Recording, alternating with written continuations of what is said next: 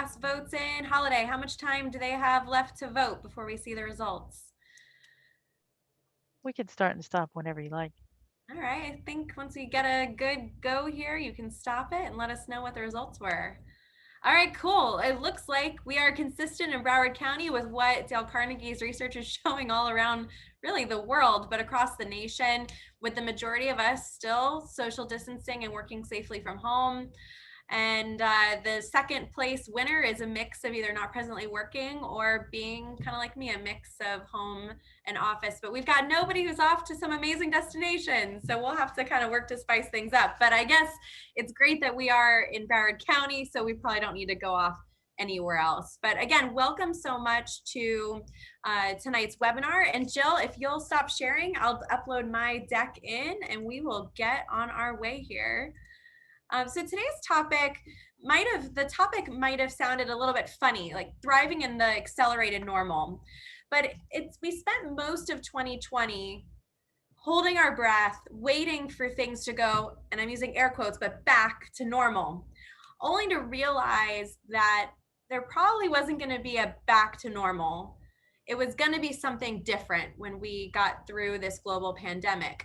And in March of 2020, I read in Harvard Business Review article where the CEO of Accenture was quoted saying that they compressed 5-year plans into 2.5 to 3 week plans at the beginning of the pandemic for their clients.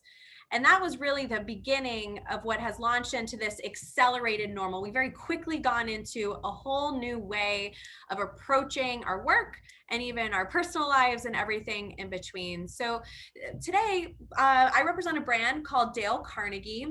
And if you've heard of Dale Carnegie before, let's see if we could use some of our interactive tools to find out if you have. So at the bottom of your screen, if you scroll down, a horizontal bar should pop up and you'll be able to click more.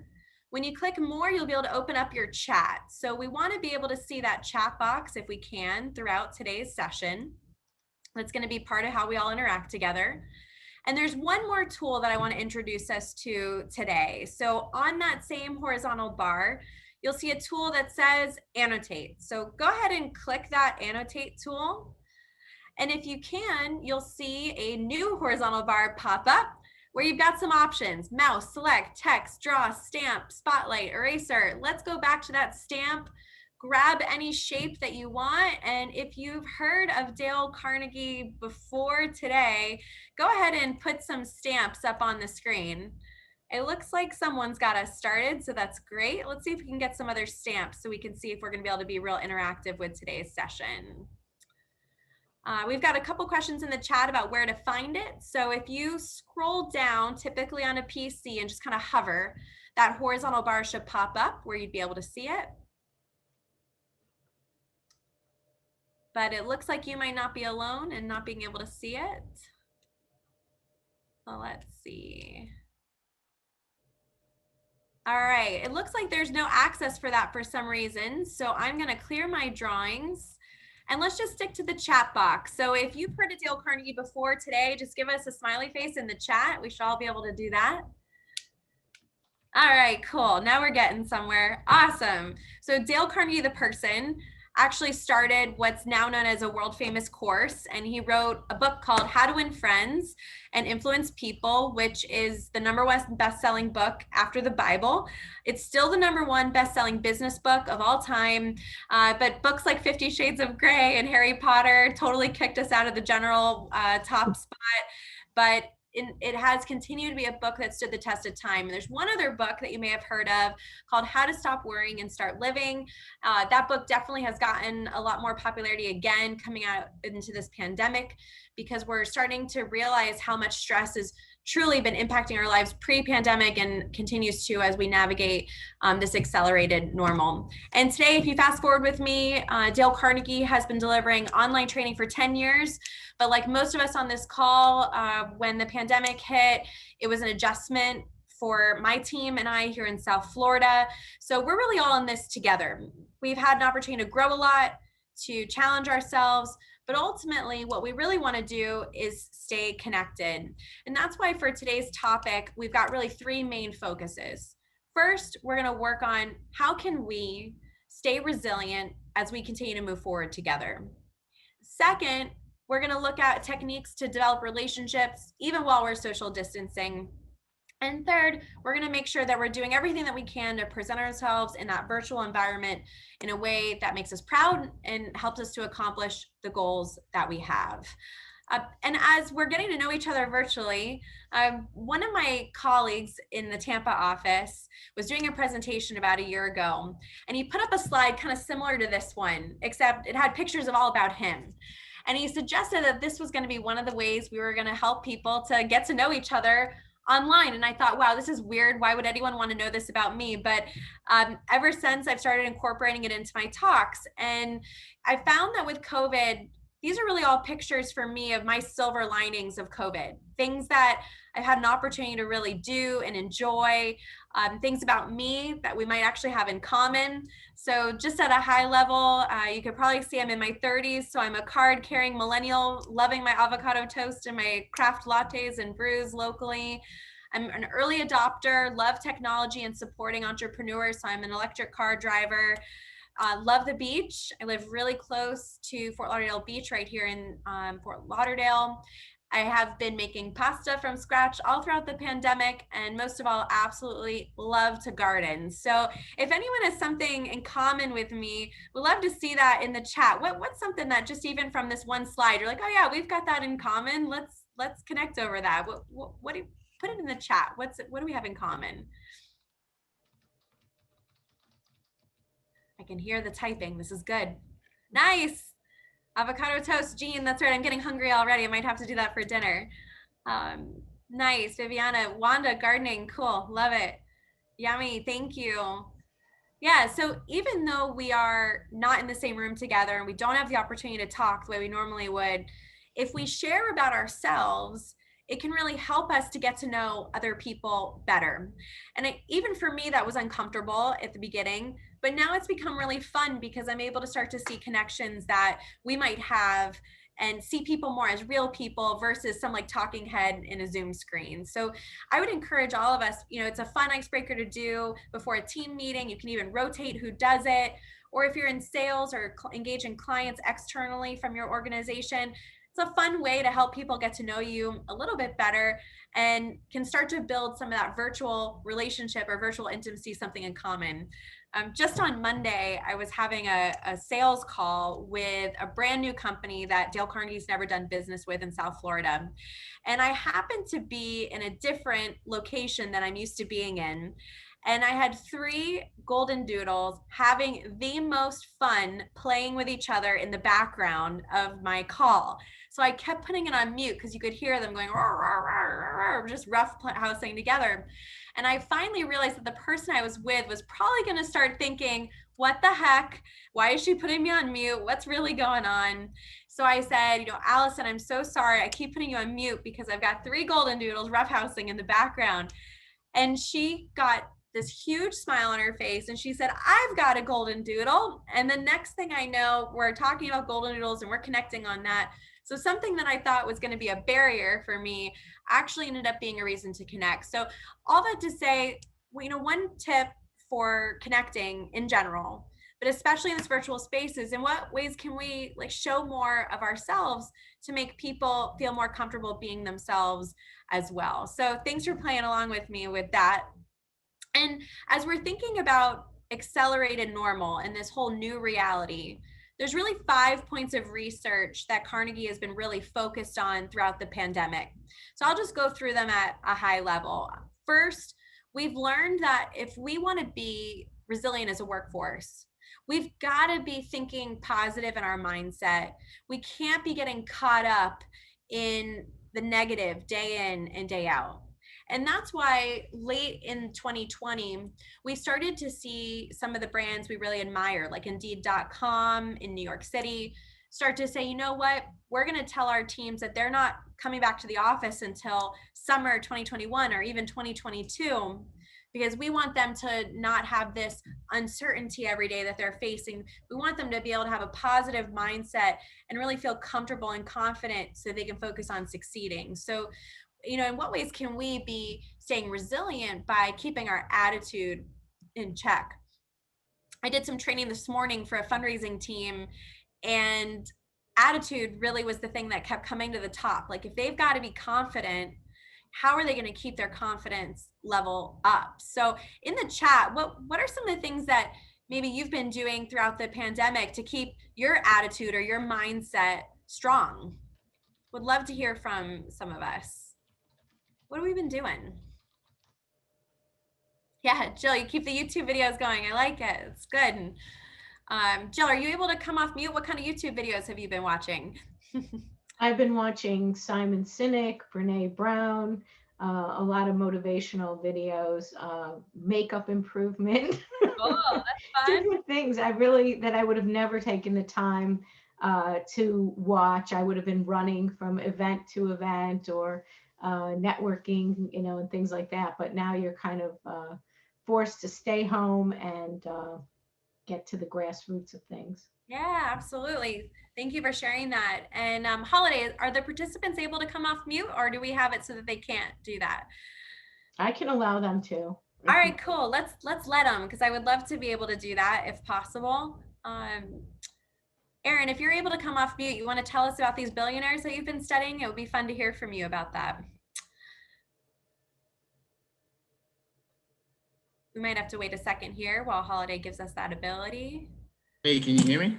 Hey, we sure can. Thanks for being here. Tell us about how you've been staying positive by learning about these billionaires. It sounds fun to me. So definitely the show Discovery, they have a new show called Undercover Billionaire, and I find that really helpful. I watch it with my friends and family, and we learn a lot of business tips and mindset tips as well.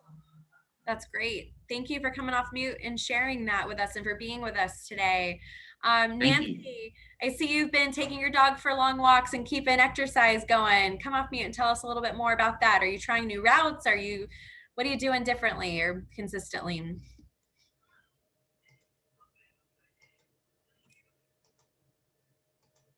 Nancy.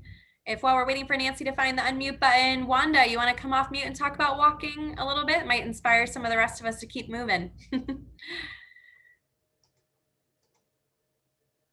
Let's see. Hey, do you hear me? We sure can. Thank you for coming off mute, Wanda.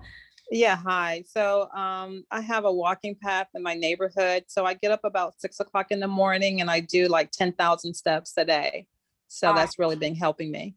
Awesome. Thank you for coming off mute and sharing that. I think it's a real encouragement to hear from you that you're doing that. And it looks like you're not alone. Martha's also counting her steps and keeping with the yoga. So seeing a lot of people really focused on their fitness.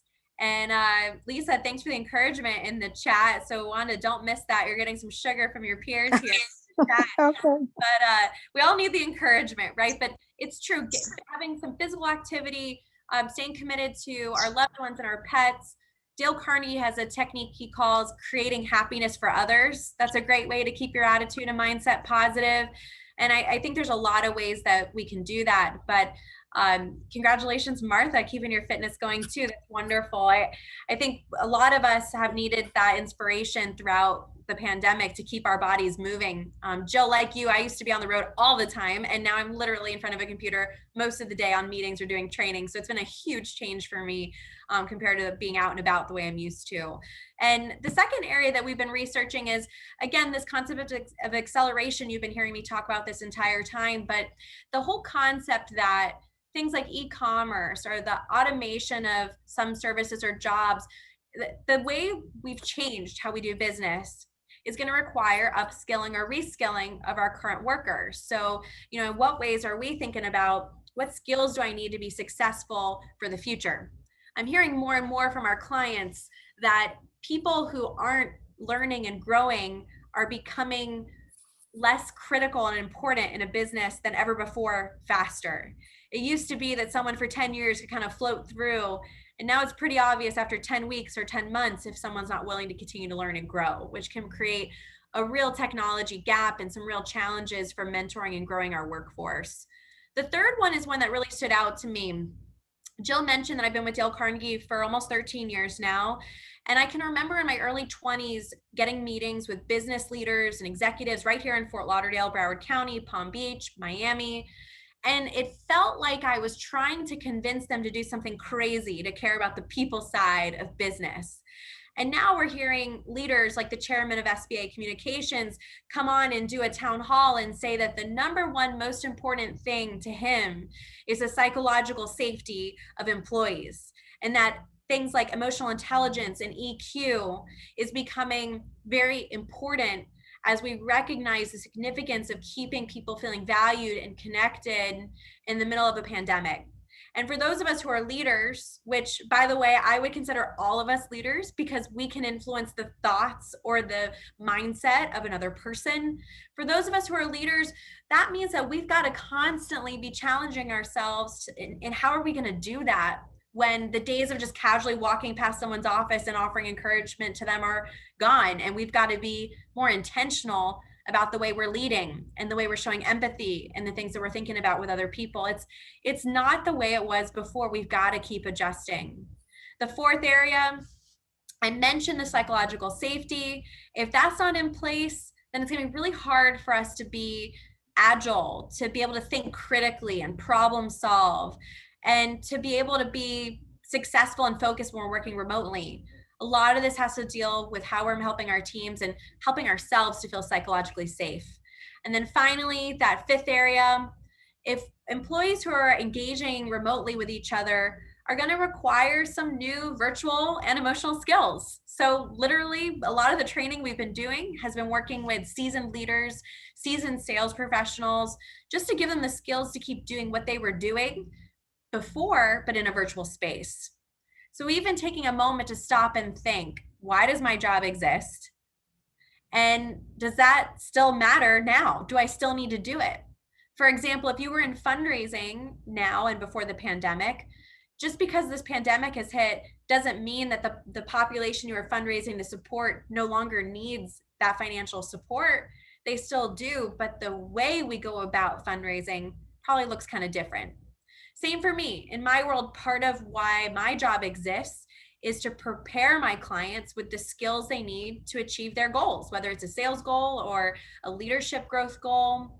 If I couldn't do that face-to-face anymore, I had to find another way to accomplish that, learn new skills, get comfortable in the virtual environment, see how to be intentional with emotional skills in a virtual environment, and then go from there. So, as we're thinking about being resilient, I think what's exciting is for a lot of us, if not all of us, are why we exist. Maybe not in like an existential way, but in a practical way. It's still there. The Alumni Association for Broward College still exists to keep alumni engaged and informed and connected to one another. We just have to find a different way to do it. So here we are in a virtual space. That why didn't change, but what has changed is the way we've got to approach it. So in the chat, we'd love to hear from some other people. What are some of the things that you've had to adapt over the past year or so in order to continue achieving your why? What have you had to start doing or stop doing? Let's get some ideas in the chat going. What have you had to start doing or stop doing in order to keep achieving your why?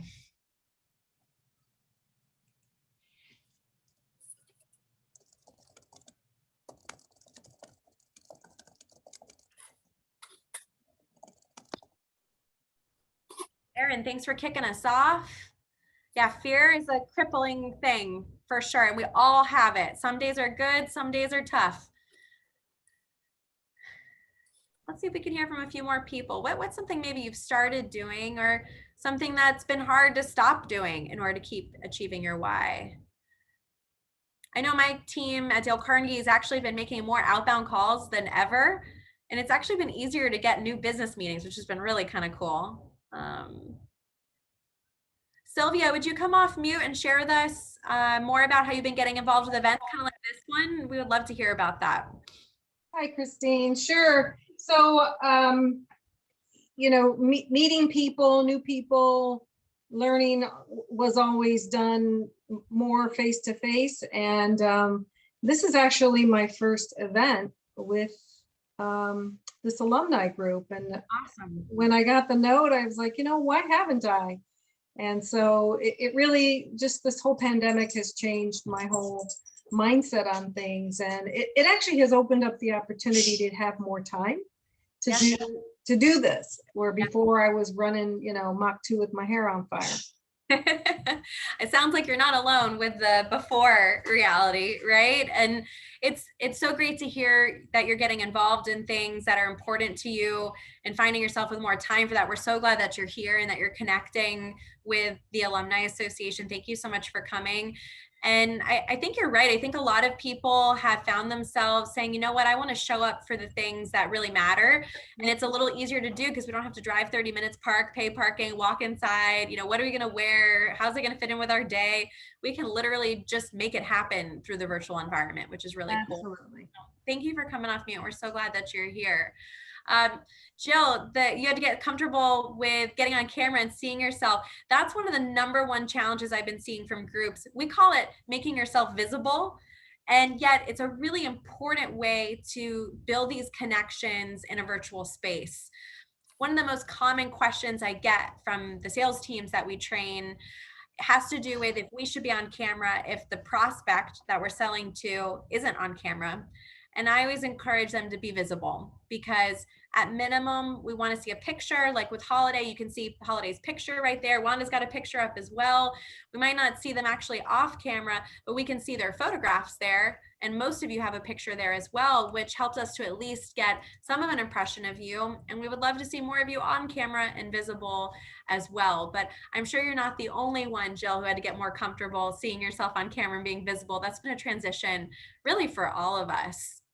It's something that we've all had to really work on. Lisa, do you want to come off mute and share a little bit more about writing, about more topics? What's been inspiring you lately and what has you writing? I write a weekly newsletter, and I'm not a natural writer. I mean, it comes difficult. It's very difficult for me. So I've worked on writing more concisely, and I've had some really great help from coworkers, and I appreciate that very much. So it's just encouraged me to explore more topics that I can share with people, and I really like that a lot. That's great. I've definitely been encouraged by the people in my life who are writing. One of my mentors who used to own the Dale Carnegie franchise in North Carolina, she's been blogging about her experiences throughout her life, like defining moments. And I found that reading that short, like you said, you're writing some shorter stories and things, I think that can really be encouraging to a lot of us to feel more connected to each other at a time where we're pretty isolated. So keep these 5 areas in mind, guys, as we're leading, as we're navigating friendships, as we're navigating our work relationships, our involvement in the community.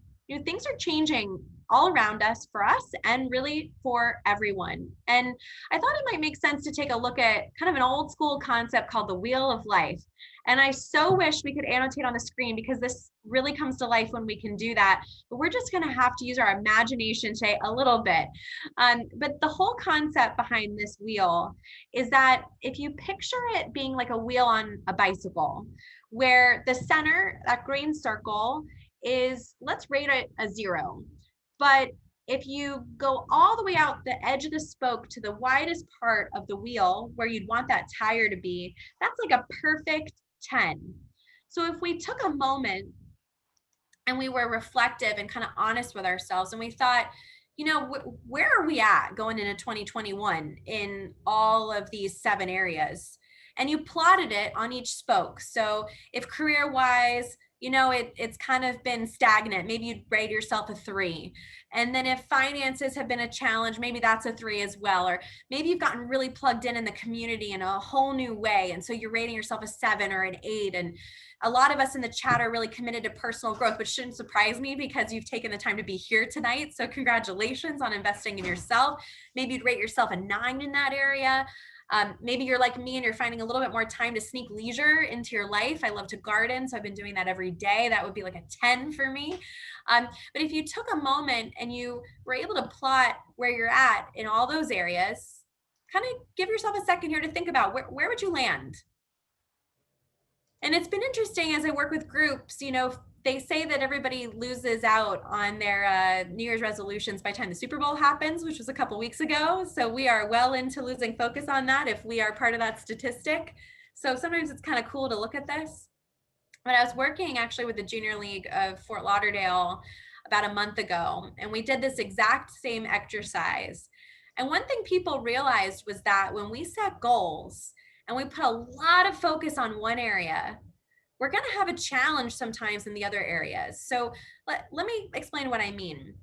If you've kind of virtually plotted where you're at, if you were to connect the dots with a line, trying to make a circle around touching each dot from each spoke, don't answer this in the chat, but think, would your circle be very smooth? Would you have all threes all the way around and it's like this small little circle going, or all sevens all the way around? I see some of you shaking your heads. No, probably not. There's probably going to be an area that's been more of a focus or more of a challenge. And that creates, metaphorically speaking, of course, kind of a bumpy ride, right? If you were to put that kind of tire on your bicycle, you might not be going very far. For some people, if we rated ourselves low in many areas, maybe we're consistent. So we've got a nice round circle. But you think about a small tire on a bicycle, it's going to have to turn a lot of times in order to go somewhere. We're going to get exhausted versus incrementally growing it all the way through. So, we might think about part of our resilience is creating a very overused word, and that is balance in our life. And really thinking about what are the areas that are going really, really well, and then how can we not neglect them as we continue to put emphasis in other areas that we want to improve. So we'd love to hear from us on this call. If in the chat you could put what's one area that you rated yourself, let's call it greater than a 5. So an area that you're proud of how you're doing. Like for me, I'm really proud of being somebody who really works hard and has managed to increase my leisure a little bit and get out in nature more. So that's an area that I'm really excited about in my life. So for me, in the chat, I would put strengthening my leisure time through gardening is something that's an area that I rated myself really high, and that's created a lot of balance for me and create a lot of creativity to flow. Who'll join me in the chat by sharing an area that they feel like they're doing really well in as they rate themselves here? Lisa, career, great. So glad to hear that. That's really encouraging. A lot of businesses have been thriving throughout this challenging time. Some are still thriving. We're so glad to hear that. Sylvia, community through volunteering. Thank you. Jean, learning to relax instead of react to everything. This one's so hard. You should take over this rest of this seminar. That's one we probably all could benefit from. Helping others, personal growth. Yes, spirituality, personal growth. Simone, would you come off mute and share with us a little bit more about what personal growth has meant to you over the past few months to rate yourself high in that area? We'd love to hear. Simone, if you can. Hi, can you hear me now? We sure can. Thanks for coming off mute. This is great. All right, great. Awesome. So one of the things I've committed to recently is really and truly just learning something different every day. Okay. So I recently got invited to this new app. I'm not sure. Some people have heard of it, some have not. It's called Clubhouse. And it is an amazing app because they have many different rooms and you can go in and you listen to people who are basically experts in certain areas. So it's one of the things that I do almost on a daily basis. I go into this app, I'm listening, it's personal development, business ideas, different things like that. And I'm committed to also reading a lot more because I love to read. But over the years, it has taken a back burner because as a reader, normally you cannot read and do other things at the same time. It's hard to do both. So now I have gotten used to using Audible, and I've discovered the benefits of being able to listen while I'm, washing dishes or doing laundry or whatever it may be. So for me, in terms of personal growth, I've really upped the ante this year because now I'm able to get into reading a lot more. I'm able to do different things on social media, which, I wasn't doing before. So yeah, that's just one of the areas that I've had a lot of growth in, but I've diminished my leisure time. So that is what I need to focus on.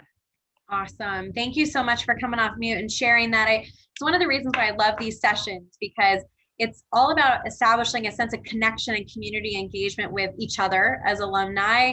And I mean, even just in that quick 2 minutes that we got to hear from you, we got 2 tips, Audible and Clubhouse. So everybody's probably off Googling that now instead of paying attention to the presentation, right? But we got a lot of great tips there, which is absolutely fantastic. And it looks like other people are using Audible as well. Rhoda, do you want to come off mute? We would love to hear about how you've been supporting the community through volunteering. I think we all could probably stretch ourselves in that area more, but tell us what's been on your mind and what you've been doing with volunteering. Well, there's several items. One is I recently became the chair of the Southern Scholarship Foundation in Tallahassee, which provides cooperative housing for students at Florida State University, University of Florida, FAMU, and Florida Gulf Coast. Awesome. I'm also chair of one of the redevelopment advisory boards for the city of Fort Lauderdale. And I'm also involved with committees with my sorority, Alpha Kappa Alpha sorority in Fort Lauderdale. So that has kept me busy during the pandemic. I bet, Rhoda. Thank you for your care for our community and for giving all of us such a fine reputation to live up to there as well. It's been interesting to me. I'm so glad to hear an example of what it looks like to be strong in community. I think this reminds us, like, community is something a lot of us really struggled with during the pandemic because we felt a lot of isolation from each other. But there's been many ways to stay plugged in with the community as well, like the ones you just shared with us. So thank you for your commitment to that in such a leadership way, and appreciate you sharing that with us today. One more person, Martha, I saw that you've been saving money on gas and helping the environment. One of my favorite things about this pandemic has been when you read about the impact on the environment, how much bluer the water is, and how you see the animals swimming together and like doing all these things we didn't usually get to see. So tell us a little bit more about how this has been positive for you in that way. If you can come off mute, Martha, we would love to hear more from you. Yeah, good afternoon. No, it's been great not having to drive to work. So I'm saving a lot of time and spending that time exercising, doing steps and yoga. But eventually, I think what's important is saving the environment by not, driving to work for so long.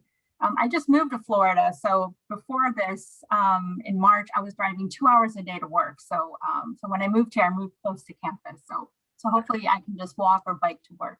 Thank you. Yeah, we're so glad that you're here, and welcome to Florida and welcome to this area. We're so glad that you're here. So, as we're wrapping up this slide, just something to think about for us. If we want to be resilient, we've got to keep investing in ourselves and working on how we can create more balance for ourselves versus dwelling on the areas that are maybe lesser than we want them to be, or only putting all of our energy into the things that we're excelling at. If we're excelling in career but we only focus on career and we let the other things go away, we're going to feel fatigued and less resilient than if we were creating more balance in other areas. If we're only focused on leisure, we're probably gonna have some challenges in other areas too, right? So it's all about creating some kind of balance here as we look hard at how we can be resilient. And one of the areas that a lot of people want to dig down into more is how we can strengthen relationships, especially while social distancing. So these are Dale Carnegie's first 9, he calls them human relations principles.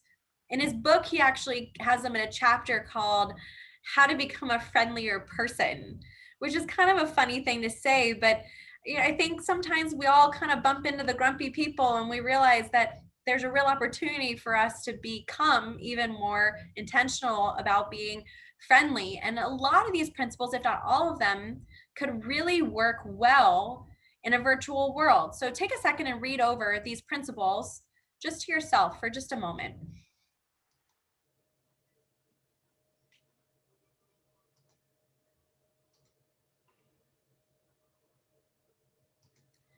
As you're reading through them, when you come across a number that you think we could do in the virtual world, throw that number in the chat. So like, for example, if you think we can hear a smile through the phone, or if we're being visible, A smile might be important. Throw a 5 in the chat and hit enter.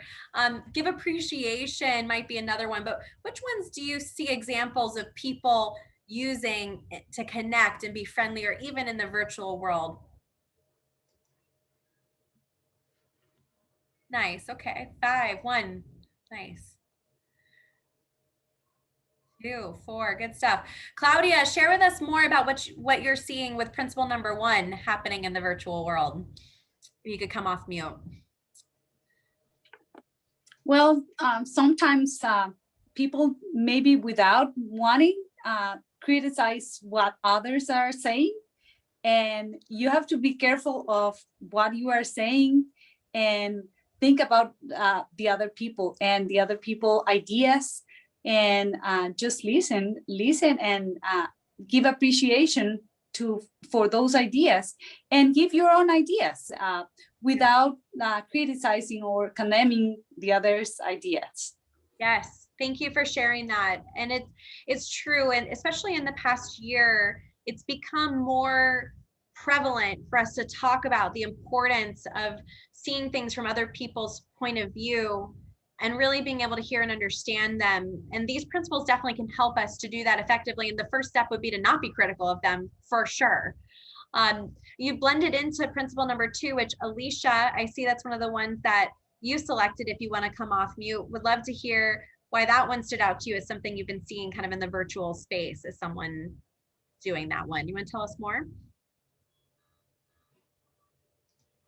Oops, she's going to get her mic going. Thank you for the heads up in the chat. While we're waiting for Alicia to get her mic going, Nancy, do you want to share with us why principles 5 and 9 stood out to you as things people can do in the virtual world to build relationships? Yeah, hi, good afternoon. I finally got my mic off. Yeah, that wasn't too bad. That was quick. Yes, I think it's very important when you're on the phone to let that smile be heard, you know, show that you're like happy to be speaking to them, give them the opportunity to know that you value their conversation. So the smile to me is essential, and you can certainly hear it when somebody picks up the phone. Oh yeah, And we can definitely hear it from you right now. Just that enthusiasm popping through. Like you're giving us this great example of the power of that by popping on with confidence and enthusiasm. Thank you for that. Yes, thank you. And number 9 is very important because I know with this pandemic, a lot of people are feeling kind of down and depressed. You know, not everybody can do what we do, like where we take long walks and we de-stress and we do our gardening. Some people don't have that facility. So they kind of get down and depressed. And when they speak to you, you can hear they're very sad and lonely. So you have to make them feel important. Let them talk about it. Let them let all that come out and then share your ideas with them, what they can do to feel better. Yes, love it. Thank you so much. Really powerful stuff. Alicia, I think you got your mic going, right? Yes, thank you. Tell us what's on your mind. What jumped out to you about principle number 2? So number 2, I think is so important right now, especially without having, not always having the opportunity to speak to people face to face. So with that, I think it's important, and I've really worked hard to, whether it be in this arena or via chat, to let teams and people know that I truly appreciate the work that they're doing, and it's been reciprocated as well, because we don't have that visual right now, and those words are so important at this time. Thank you so much, and thank you for finding your off mute button, because we all really appreciated hearing you contribute that today. And because you highlighted principle 2, I'm going to give all of us a tool that will help us to do it even better. So it's actually an acronym called TAPE. So I'm going to put it in the chat as well, but T stands for things. The A in the acronym stands for accomplishments. The P in the acronym stands for personal traits. And then the E in the acronym stands for example. So when we're showing appreciation to someone, TAPE is a tool that can help us identify how to do that really effectively. So one of the most critical parts about TAPE is the E. If we don't want to come across fakey or insincere, we've got to use an example. If someone's just like, hey, great job, Martha and Teresa, hey, that was awesome what you did today. It's like, well, what was awesome? Or what did I do a great job?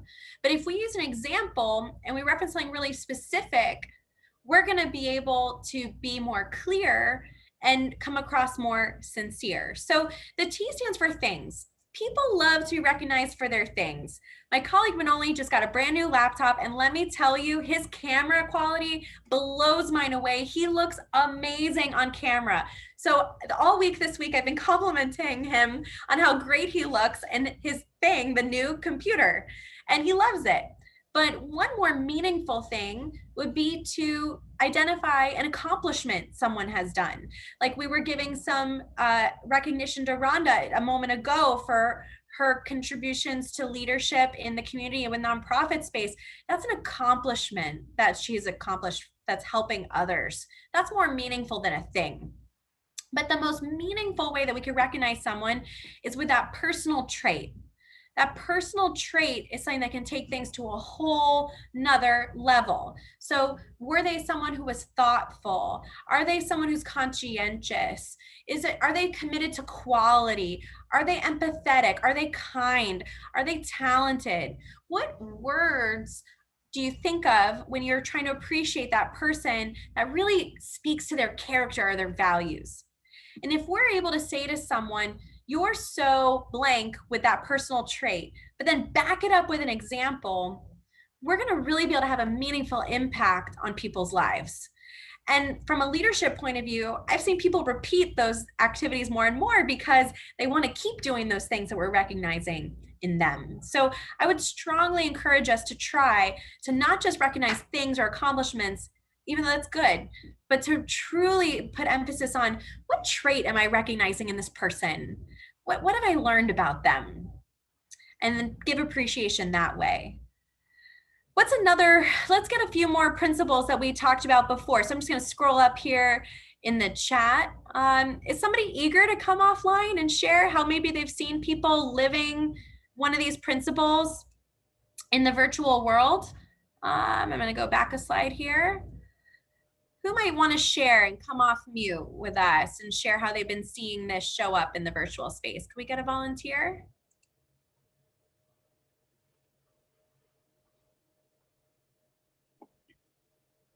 I hear someone coming off mute. Sometimes when you recognize some change, for example, if you have cut your hair from the day before, from the meeting before, it's nice to recognize a nice haircut, or that your face is blooming differently or something like that. You will make the day for the other person on the other side. I love it. That's a great example. And absolutely, our hair is more and more important these days because it's all people can really see. So that's great, Claudia. Thank you. I saw a question come up in the chat from Aaron about how do you encourage others to talk about themselves and not be there all day listening to a person talking about themselves. So I'm going to give you 2 tips. So one, if you're in a situation where it's appropriate to use an agenda can really help. And here's what I mean. If you booked an internal meeting, let's just say this is an internal meeting, you're going to meet with someone from another department, someone that you need to have a conversation with about a specific topic. But you want to start off by building some kind of personal connections. So for that meeting, what I'd recommend is sending in advance an agenda. So Aaron, if you and I were meeting to discuss an Excel spreadsheet that we're working on together to assess a strategy, whatever it is, I might send you a calendar invite that says, hey, Aaron, a reason for our meeting is to talk about this Excel strategy spreadsheet. Can you meet at this time? Great. Is there anything else you think we should talk about while we're meeting together? You'll say no or yes, whatever, and we'll agree to that agenda. So then when that time comes to log into that Zoom meeting or WebEx or Teams meeting, we might start off by having some genuine conversation. And then because we've agreed up front to the agenda, when it gets a little out of control, you can always say, oh, Aaron, we've got to make sure we get to our agenda. And then you just start talking about what you need to talk about. So it gives you a tool to cut into somebody who goes on and on and on and on and on. This also works in selling situations. It works in external meetings, but I would strongly recommend having a reason for meeting and then being able to reference back to that to keep meetings on track.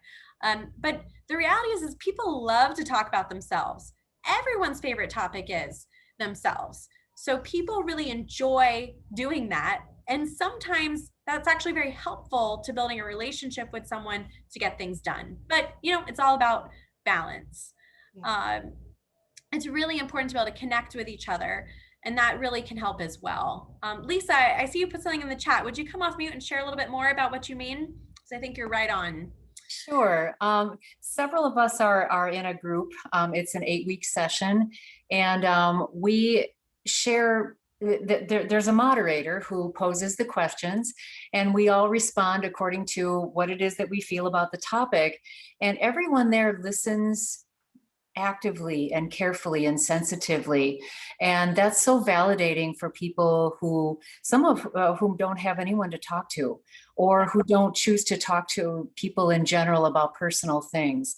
And so it's really been great being with these people, getting to know them, and developing that level of trust, and to know that someone's listening to you, not passing negative judgment, and really caring.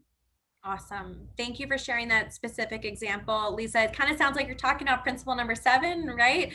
And if you can see me, I'm pointing to my ears, but we've got 2 of these, and now I'm pointing to my mouth, 1 of these. We've got 2 ears and 1 mouth for a reason. We can gain a lot more by listening than always by speaking. Sylvia, come off mute and share with us more about what you're saying about using someone's names and how that can be challenging. So Christine, you've done a great job of calling us out by name.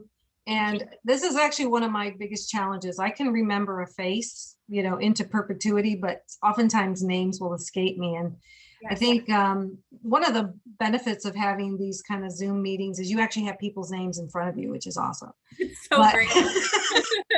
but I recognize there are some people who just remember the names and use it throughout the conversation. It almost catches your attention if for any reason you're drifting or whatever. So I think that that's another simple thing, but sometimes hard. Yeah, thank you for bringing that up. You're not alone in thinking that. Actually, Dale Carnegie, our founder, when he first started teaching in YMCAs literally like 100 years ago, one of the things that he did in the first session of his 12-week at the time course was teach techniques for remembering names, because even then it was something that we all were horrible at. That's the same course that Warren Buffett took and talks about. If you Google him on YouTube, maybe you can add that to your queue, Jill, for all your YouTube watching. But I'm talking about the power of remembering someone's names. So that can be a real challenge. One thing you'll notice is that I use a technique that Dale Carnegie calls think, write, discuss.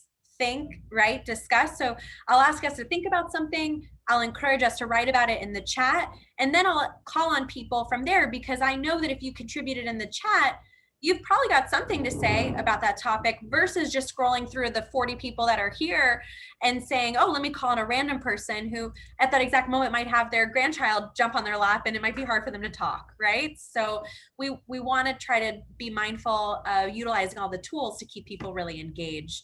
I see a question from Jill about how do you arouse in someone an eager want? And I'm so glad you asked, because of these 9 principles, that's one of the ones that people get kind of hung up on and they don't really know what it means. But essentially the idea behind that principle is that people can do what we want them to do because we asked or told them to, but that's just compliance. And what we really want from all of our relationships is commitment, not compliance. We might need compliance, don't get me wrong. We got to audit things and do things a certain way, but truly what we want is a combination of commitment and compliance. And so this principle reminds us that if we're going to get commitment or that eager want from someone, it's got to be because we've aligned what we're talking about to what's in it for them. So for example, my business partner, Scott, he does not love end of the month reporting.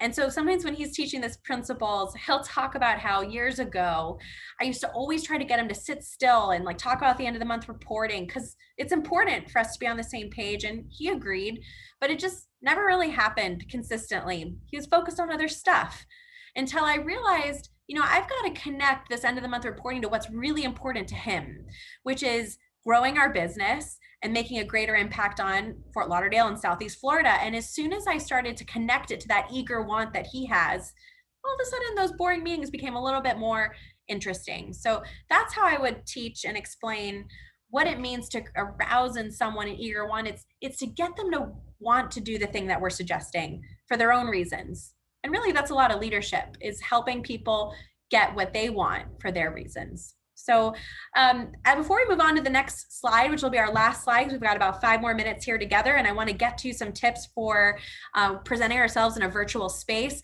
I just want to say I'm excited that we're seeing so many examples of people using these principles, even in the virtual space. And I'm going to throw down a challenge that all of us will really be intentional about applying these principles in our personal and professional lives in order to engage people on a deeper level. So I'm not going to call on you because we're going to move on to the next slide, but just as a form of commitment, in the chat, just put one principle that you're going to do more intentionally over the next week or so to try to strengthen relationships even while we're social distancing. So what's one principle that you want to focus on more? And again, I promise I'm not going to call on you, so feel safe to put it in the chat without me having to explain why. But if you're going to try to listen more, throw number 7 in the chat. If you want to get other people talking versus talking about yourself, throw number 8. Maybe it's as simple as smile and being visible. Throw that in the chat. Nice. Thanks, guys. Let's keep those commitments coming. Erin, you want them all. I get it. Let's get 1 through 9 going.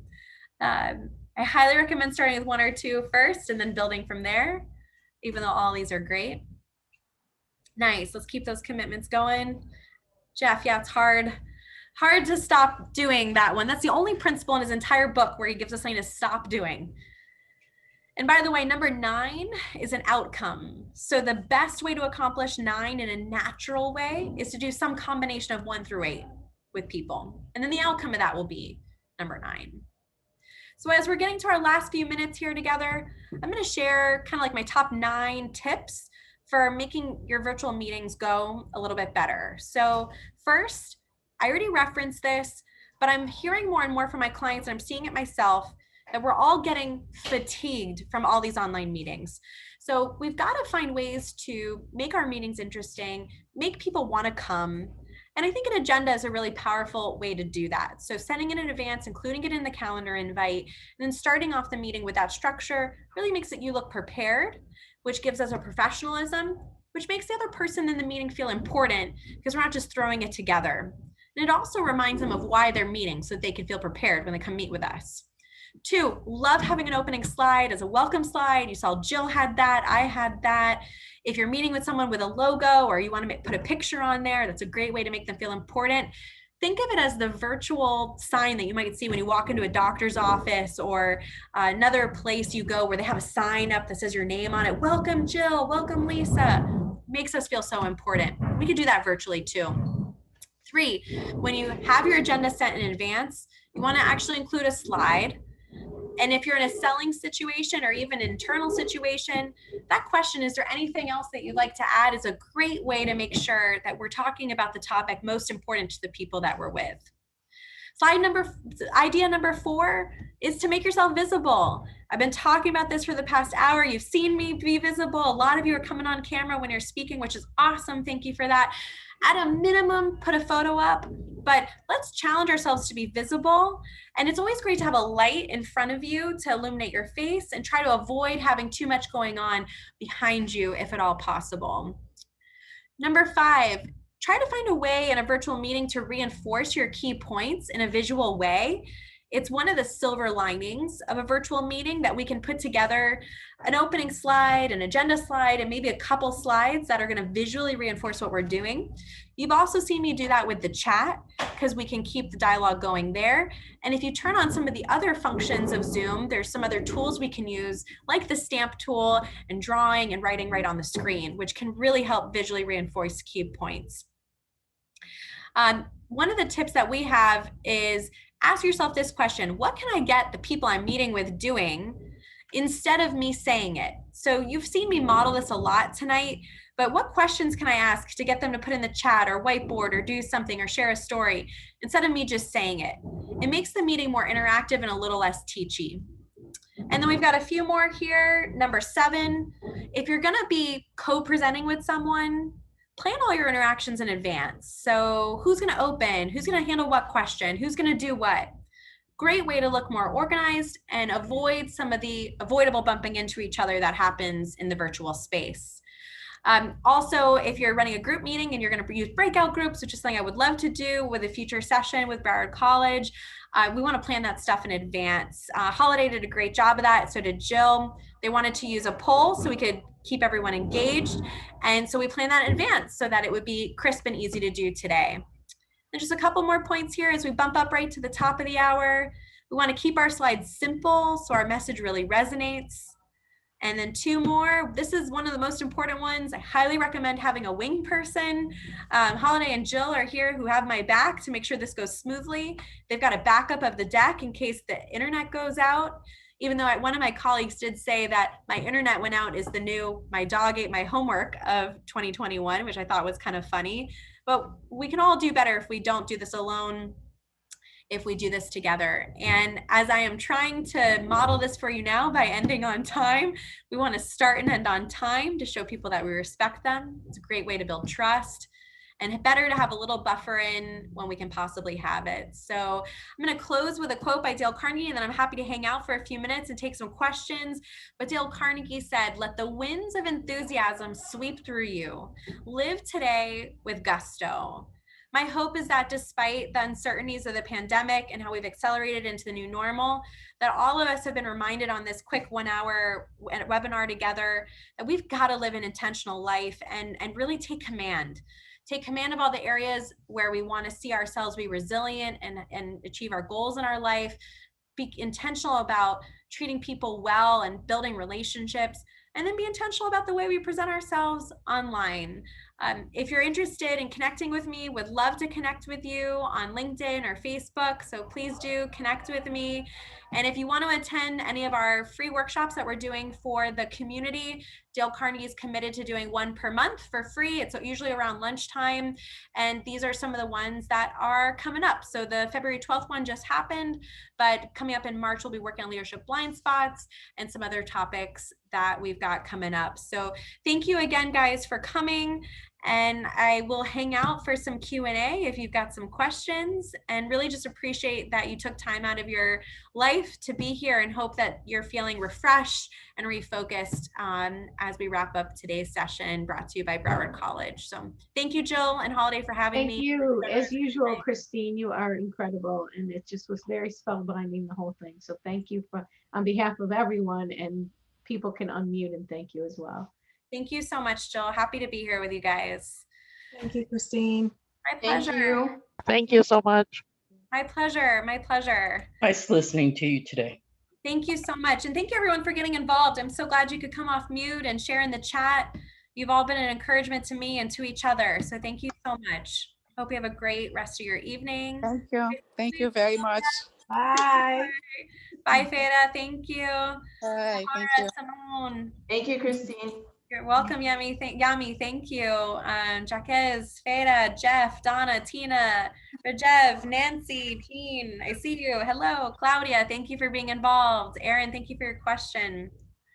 Let's see if I got everybody. And Thea, I hope I said that right. What a beautiful name. It's pretty. Donna, Tina, Miriam, so glad you guys came. Thank you for being here. Awesome. Thank you, Jill and Holiday, for having me. Broward College is awesome. You guys are so committed to your alum. It's really great that you're doing this. Thank you again. We're going to be in touch with you. Thank you so much, Christine. Really, really appreciate it. My pleasure. And Jill, thank you so much for being so committed to making sure I stay on track with the details and with making I know how busy you are. I mean, you've got so many clients. And I really appreciate you a lot. Thank you so much. You're so committed, and I really appreciated all your communication with me very, very much. Thank you so much. Of course, of course. Okay, everyone. Thank you so much. All right.